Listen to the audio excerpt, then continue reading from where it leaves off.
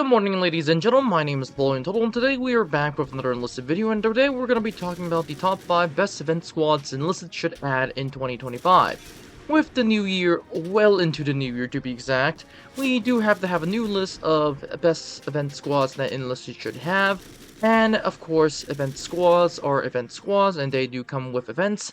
Hence, without further ado, we all know what an event squad is, and we all know what an event is, so let's just get started. This list will not be in any particular order. As a matter of fact, they shouldn't even be event squads. Some should be in general tech tree, and others should be a premium, and others should be an event squad. This is completely mixed up. I just hope Enlisted just add these. So without further ado, let's get started with the video. Starting with the first one is the Yugoslav Partisans.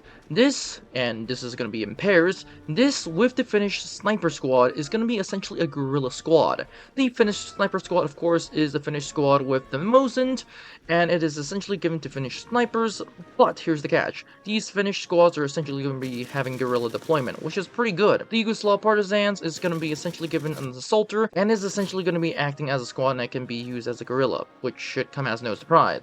The reason why I'm doing this is because Enlisted needs more factions, quote-unquote factions. These could instantly be given to the Germans and the Soviet Union respectively, with the Yugoslav Partisans in the Soviet tech tree and the Finnish Sniper Squad in, of course, the German tech tree. What I think this should do is that help boost the players and help with the increase of the player base. This, of course, is going to be an event squad because I doubt Enlisted should put this as a premium. Moving on, we have the Melee Squad. I say Melee because this is actually quite unique. We have the Gurkha Squad and the Chinese Dao Squad. These squads are essentially like melee infantry. I say that because the Dao Squad is essentially a sword-wielding infantry unit that is essentially a Chinese sword, a saber to be exact, and it comes with the C96 automatic pistol squad. Now, the reason why I put these two together and I'm going to give them to the engineer is because I do think this is a good idea for Enlisted. Have a tier 1 event squad with a C96 pistol being a fully automatic weapon, and of course a Chinese Dao. The reason why this is such a great idea is because as of right now only the Japanese have a katana that can be wielded, and the other factions essentially have to get their melee weapons via events. Hence, what ends up happening in this sense is that you have a unique weapon for pretty much the faction, and this is pretty good because you also have the Gurkhas with their swords. Now, both of these squads are going to be essentially having rifles, bolt-action rifles to be exact, and this is the reason because they can be put in BR1, so that's great. And let's move on to the jets.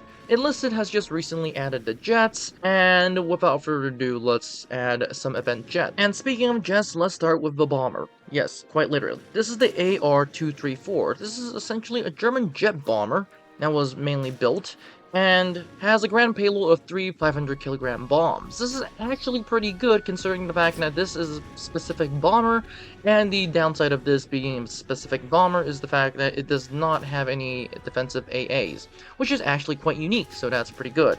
The Japanese variant of this plane, or the Japanese version counterpart to this plane, is the R2Y. Now, historically, this wasn't really built. This was essentially just designed, and this was never really done. Now, of course, the reason why this wasn't really done was because of a few things. Japan didn't have the resources. But in terms of the bomb load, this has a single 800-kilogram bomb, which is nothing to sneeze at.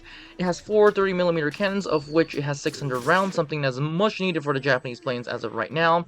And moving back, we also do have to talk about the flight dynamics. This is a much better Japanese jet as of right now. The turn time is of course much slower at 30 seconds, so this is the worst turn time plane as of right now, but it has a pretty good speed, so that's great. And the reason why I'm gonna add this, the R2Y2 Kai, is because this thing is pretty decent, and Japan needs a better jet fighter. And I don't think this is a better quote-unquote jet fighter, but I do think this is a much needed jet fighter, because Japan's jet fighter is more of a copy of the German jet fighter. And let's move on to the anti-aircraft guns, to be exact, the SPAA. Starting with the Whirlwind, this is essentially a German anti-aircraft gun. It has 4 20mm cannons mounted in a 360-degree turret, which is pretty dang good. It can instantly take out almost any plane, with the exception of some jets, and that is because jets are just too quick. And speaking of the Whirlwind, we do have to talk about ZIS-12 94K. This is essentially the Soviet version of the Whirlwind, with the only difference is that besides being a milk truck, this has two 25mm 72K cannons, which is actually pretty good at shredding planes too. Hence, let's move on to the last one on the list for an event. This is the ISU-152 and the Yak Tiger. This essentially should be acting as super heavy tank destroyers slash SPGs, and the reason why I'm adding this is because it's technically already in the game file, so why not? The only objection I do have to talk about is the fact that these are going to be really heavy, and because it's really heavy, players are just going to be spamming tanks, or spamming paras, or spamming planes to bomb them out of hell, so that's great. So without further ado, this is all it for the video. Don't forget to like, subscribe, and join the Discord, and I'll see you in the next one.